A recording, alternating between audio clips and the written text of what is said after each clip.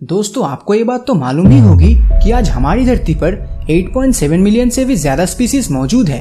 पर आपको ये बात जानकर हैरानी होगी कि हमारे साइंटिस्टों का मानना है कि आज से पहले हमारी धरती पर तकरीबन 100 मिलियन से भी ज्यादा स्पीसीज रह चुके हैं। और सबसे चौंका देने वाली बात तो ये है कि इनमें से ज्यादातर स्पीसीज के खत्म होने के पीछे वो खुद ही जिम्मेदार थे, क्योंकि साइंटिस्टों की माने तो ये सारी स्पीसीज अपनी बढ़ती तादाद से हमारी इकोलॉजी के सिस्टम पर बहुत बाधाएं दे रहा था और हमारी इकोलॉजी को ना चाहते हुए भी प्रकृति को सुरक्षित करने के लिए इनको खत्म करना पड़ा।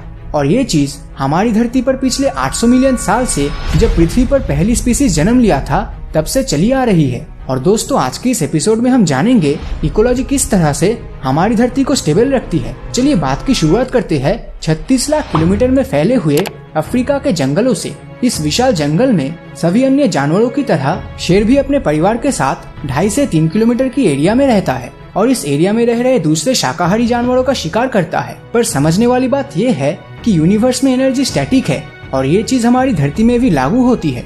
और इसका सबसे बड़ा एग्जाम्पल है फूड चेन, क्योंकि जब पेड़ पौधे को शाकाहारी जीव खाते हैं तब उनके अंदर की एनर्जी इनमें चली जाती है, और जब इनको शेर और बाकी मांसाहारी जीव खाते हैं तो उनके अंदर की 10% एनर्जी इनमें ट्रांसफर हो जाती है। और प्रकृति के नियमों के हिसाब से जब इनकी मृत्यु होती है तब प्रकृति के सफाई करने वाले वल्चर जैसे जीव उनका सफाया करते हैं और इसी दौरान उनके अंदर भी 10% एनर्जी ट्रांसफर हो जाती है। और जब ये पक्षी मरते हैं तो उनके अंदर से बैक्टीरिया अलग होकर जमीन में चले जाते हैं और धरती को फर्टाइल बनाते हुए खाद का काम करती है। और कुदरत का ये चक्र हमेशा चलता ही रहता है और एनर्जी एक फॉर्म से दूसरे फॉर्म में ट्रांसफर होती रहती है। और दोस्तों, इससे ये पता चलता है कि हम सभी जीव एक दूसरे के साथ सिर्फ जुड़े ही नहीं बल्कि डिपेंडेंट भी होते हैं। पर प्रॉब्लम तब शुरू होती है जब कोई प्रजाति कुदरत के नियमों को तोड़ने की कोशिश करता है, क्योंकि जब सब कुछ स्टेबल रहता है तब तो लाइफ नॉर्मल चलती रहती है। लेकिन अगर कोई जीव प्रकृति के नियमों को तोड़कर अपनी हद से ज्यादा तादाद बढ़ाने की कोशिश करता है तो उसका परिणाम सिर्फ उसे ही नहीं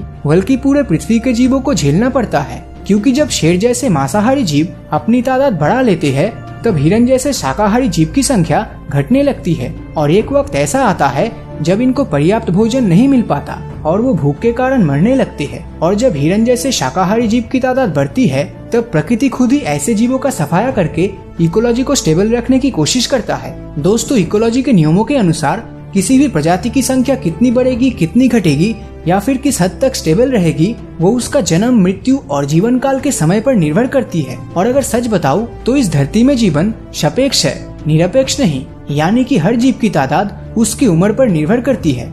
जैसे कि इस धरती पर कुल वायरस की संख्या की बात करें तो तकरीबन 1 नॉनिलियन, यानी कि अगर हम एक के पीछे 31 जीरो लगाए तो वो नंबर जितना बड़ा होगा उससे भी ज्यादा नंबर्स में इस धरती पर वायरस मौजूद है। और सबसे इंटरेस्टिंग बात यह है कि अगर हम इन वायरस को साइड बाय साइड करके एक लाइन बनाए तो वो लाइन 200 करोड़ लाइट ईयर दूर तक जाएगी। और मैं आपको बता दूं, धरती में ये सभी वायरस एक साथ एक वक्त में मौजूद रह सकता है और इकोलॉजी के नियमों के हिसाब से ना ये इनसे ज्यादा बढ़ना चाहिए और ना ही इनसे ज्यादा घटना चाहिए। अब वायरस की इतनी संख्या को इकोलॉजी इसलिए भी सपोर्ट करती है क्योंकि वायरस स्पेसिफिकली ना तो जिंदा जीव होते हैं और ना ही मरे हुए।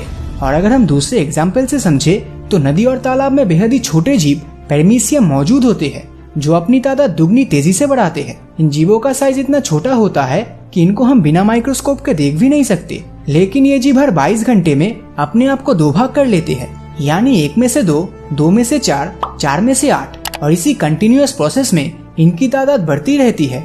और दोस्तों, ये बाइनरी और डबलिंग होने का आंकड़ा इतना खतरनाक है जिस पर आपको विश्वास ही नहीं होगा, क्योंकि अगर ये माइक्रोस्कोपिक जीव 1 जनवरी से लेकर 7 मार्च तक ये डबल होता गया तो ये जीव सिर्फ 3 महीने और 7 दिनों में ही इतनी हो जाएगी कि ये धरती में 4 स्क्वायर किलोमीटर की जगह को रोक लेगा।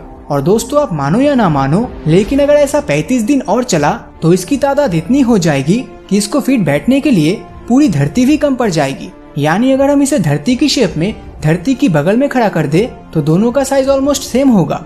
लेकिन हमारे इकोलॉजी के नियम इतने मजबूत है कि प्रकृति में ऐसा होने से पहले ही डिडिनियम नाम के एक और हार्मफुल माइक्रो ऑर्गेनिज्म से इनका सफाया करके ऐसी नौबत नहीं आने देता। और ऐसे ही अटलांटिक ओशन में ईल नाम की मछली करोड़ों की तादाद में रहती है, जो अगर बाकी मछली जैसे रिप्रोडक्शन करे तो उनकी संख्या कुछ ही सालों में हम इंसानों से भी हजारों गुना बढ़ जाएगी। पर इंटरेस्टिंग बात तो ये है कि प्रकृति इनकी संख्या को भी ज्यादा बढ़ने नहीं देती, क्योंकि जैसे ही अंडे देती है तो वैसे ही इनकी मृत्यु हो जाती है और उनकी पॉपुलेशन में स्टेबिलिटी बनी रहती है।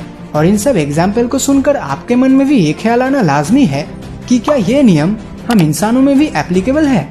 तो मैं आपको बता दूं, ये हम इंसानों पर भी उतना ही लागू होता है जितना कि जानवरों पर हम इंसानों ने टेक्नोलॉजी की मदद से इस नियम को बहुत हद तक तोड़ने की कोशिश करी है। साथ ही हमने सिर्फ अपनी पॉपुलेशन ही नहीं बल्कि पॉल्यूशन भी बहुत ज्यादा बढ़ा दिया है। और अब हम इंसान नहीं जानते कि प्रकृति इसका हिसाब किस तरह लेगी। पर आज की हालात को देखकर इतना तो पता चल ही गया है कि ऐसा कुछ बहुत जल्दी ही होने वाला है। और कुछ लोगों का तो ये भी मानना है कि आज जो कुछ भी हो रहा है वो सब एक तरह का इकोलॉजी द्वारा लिया गया एक बदला ही है।